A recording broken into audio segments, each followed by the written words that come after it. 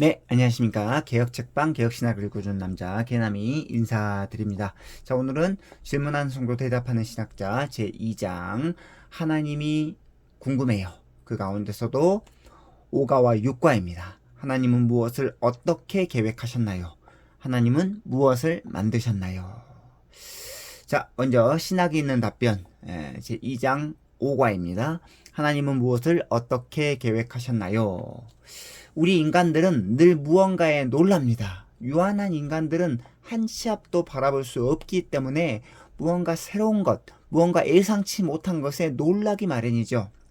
그래서 뉴스를 보면서 놀라고, 이메일을 읽으면서 놀라고, 친구들에게 새로운 소식들을 전해 들으면서 놀랍니다. 하지만 하나님은 놀라는 분이 아니다라는 거죠. 왜냐하면 이 땅에서 벌어지는 모든 일들은 전부 다 하나님께서 영원 전부터 계획하신 일이기 때문입니다. 이를 가리켜서 하나님의 작정이라고 부릅니다.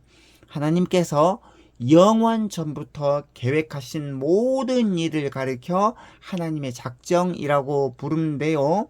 하나님의 작정이 미치는 범위는 보편적이며 포괄적이고 전 우주적일 뿐만 아니라 시간과 공간을 초월합니다. 즉, 하나님은 눈에 보이는 것들이나 눈에 보이지 않는 것들에 대한 모든 것들을 영원 전부터, 그러니까 시간이 있기 전, 영원 전부터 계획하셨다라는 것입니다. 그러므로 하나님의 통제 범위 밖에 존재하는 것은 아무것도 없다라는 거죠. 문자적으로 모든 것들과 모든 일들은 전부 다 하나님의 절대 주권 아래에서 계획되고 통제받습니다. 하나님은 이 모든 것들과 모든 일들에 대한 계획을 영원 전부터 하셨다라는 것입니다. 그러므로 하나님의 작정을 가리켜서 영원 작정이라고 불러요. 그러니까 하나님께서 하신 영원 전에, 하나님께서 시간이 창조되기 전부터, 영원 전부터 계획하신 모든 계획을 가리켜서 작정이라고 하는데, 하나님의 그 작정을 영원 작정이라고도 부른다라는 거죠. 예. 시간 전부터, 영원 전부터 하나님께서 계획하셨기 때문에 그것을 영원 작정이라고도 부르는데요. 하나님께서 영원 전에 하셨던 모든 계획들은 전부 다 시간 속에서 유의미하게 실행이 됩니다. 그러니까 영원 작정이 시간 속에서 실행되기 때문에 이것을 가리켜서 영원 전 작정, 시간 속 실행이라는 구도로 표현할 수 있다라는 거죠.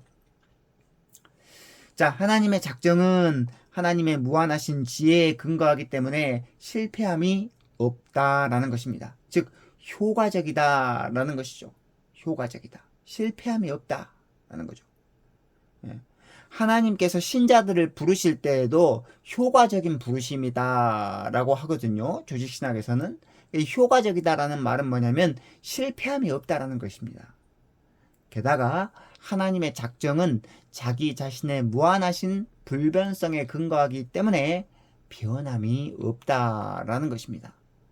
자, 어떤 사람은 하나님께서 모든 것을 영원 전부터 다 작정하셨으니까 하나님 앞에서의 인간은 어떠한 자유의지도 없이 정해진 그대로 수동적으로 움직이는 로봇과 같다라고 투덜투덜 불평할 수도 있습니다. 하지만 하나님의 작정은 인간의 자유의지를 말살한 채로 진행되지 않습니다.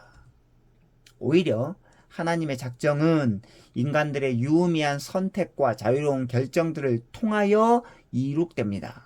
성경은 이를 다음과 같이 표현합니다. 사도행전 2장 23절, 그가 하나님께서 정하신 뜻과 미리 아신 대로 내준 바 되었거늘 너희가 법 없는 자들의 손을 빌려 못 박아 죽였으나.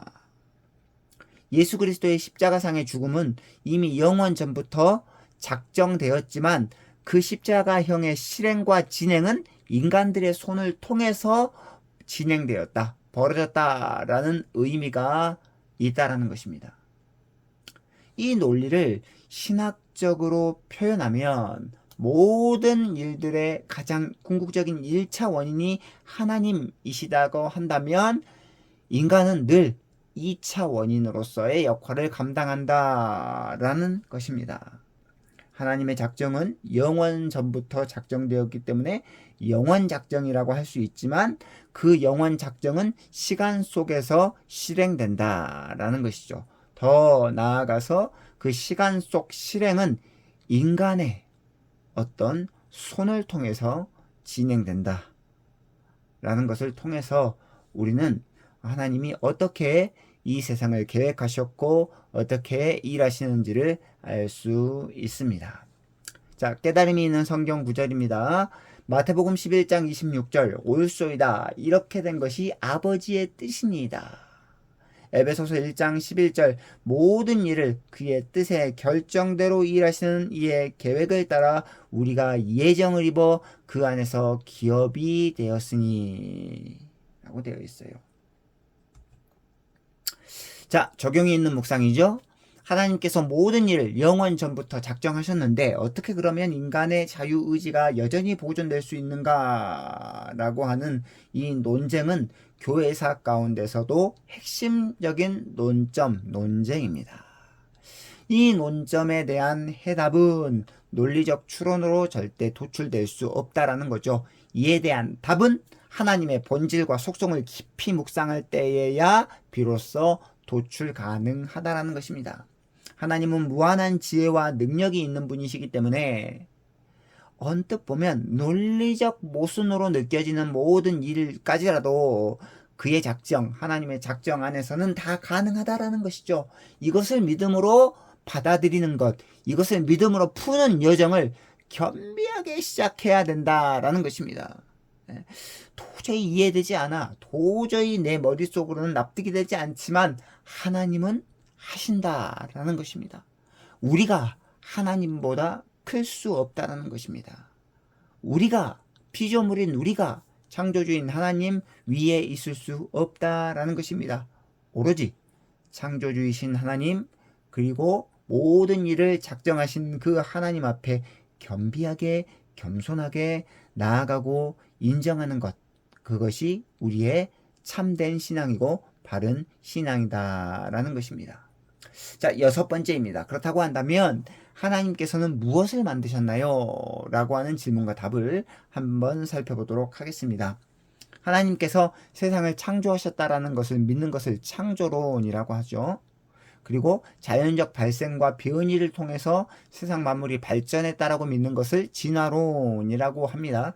이 창조론과 진화론 사이에 깊은 감정의 골은 예나 지금이나 변함이 없습니다. 이 논쟁은 사실 논리적 논쟁이라기보다는 본질적으로 신앙 혹은 신념과 관련된 논쟁에 가깝습니다. 그러므로 더욱더 결판이 안 나는 싸움이다라는 거죠. 성경은 하지만 끊임없이 창조론을 지지합니다. 태초에 하나님이 천지를 창조하시니라. 창세기 1장 1절이죠. 사실 태초에 하나님께서 천지를 창조하셨다라고 하는 이 고백은 우리의 신앙 고백입니다.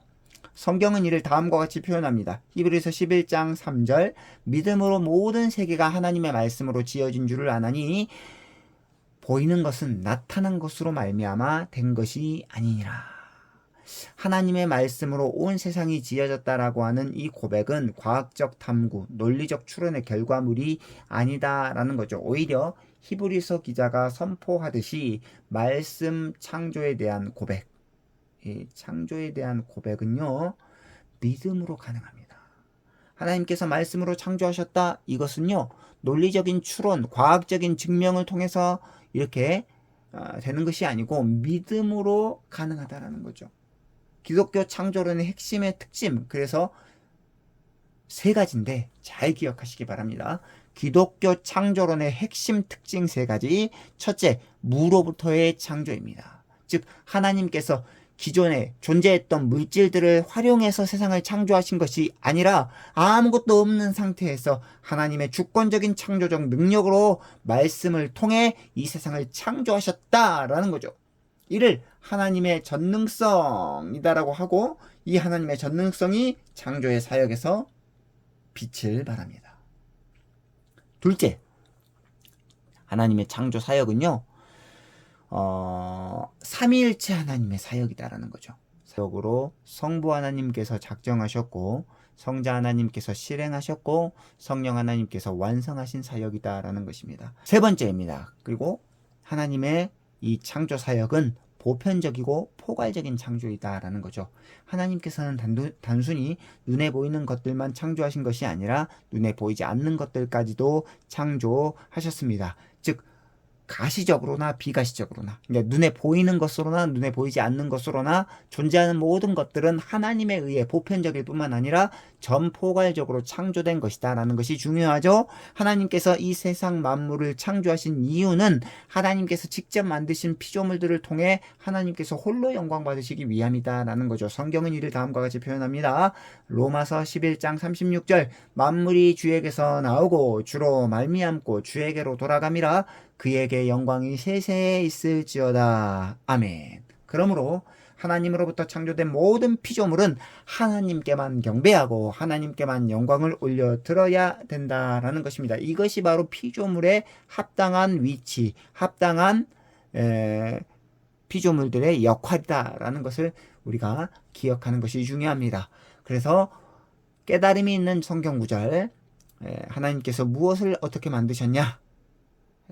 창세기 1장 1절로 2절입니다. 태초에 하나님이 천지를 창조하시니라. 땅이 혼돈하고 공허하며 흑암이 깊음 위에 있고 하나님의 영은 수면 위에 운행하시니라.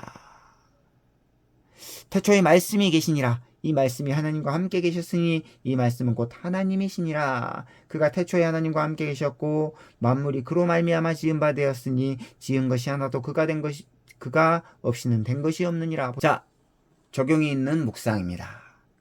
하나님께서 무엇을 만드셨나요? 웨스민스터 소요리 문답 제1문답은 다음과 같습니다. 사람의 제일 되는 목적은 무엇입니까? 답은 이렇습니다. 사람의 제일 되는 목적은 하나님을 영화롭게 하는 것과 영원토록 그를 즐거워하는 것이다. 자, 그렇다고 한다면 사람의 제일 되는 목적이 왜 하나님을 영화롭게 하는 것과 영원토록 그를 즐거워하는 것일까요? 그 이유는 뭘까요? 하나님은 창조주이시고 인간은 피조물이기 때문입니다. 피조물이 창조주의 창조 목적에 맞게 살아가는 것, 그것이 바로 하나님께서 창조 목적을 성취함에 있어 가장 핵심이다라는 거죠. 인간은 피조물이고 하나님은 창조주이시기 때문에 창조주의 목적에 맞게 그 피조물이 살아갈 때 하나님은 기뻐하신다. 그것이 바로 창조 목적을 성취함에 있어 가장 핵심이다라는 것입니다. 그것이 피조물들에게 있어서도 가장 기쁜 일이다라는 것을 기억하고 정말로 우리가 하나님의 그 크신 계획과 그 일들, 그리고 그 크신 계획과 일들 앞에서 우리 피조물들이 어떻게 하나님께 반응해야 되는지를 오늘 질문하는 성도, 대답하는 신학자를 통해서 함께 살펴보았습니다. 오늘은 여기까지고요. 다음 시간에 또 하나님이 궁금해요. 2장의 마지막 7번째 챕터를 통해서 찾아뵙도록 하겠습니다. 안녕히 계십시오.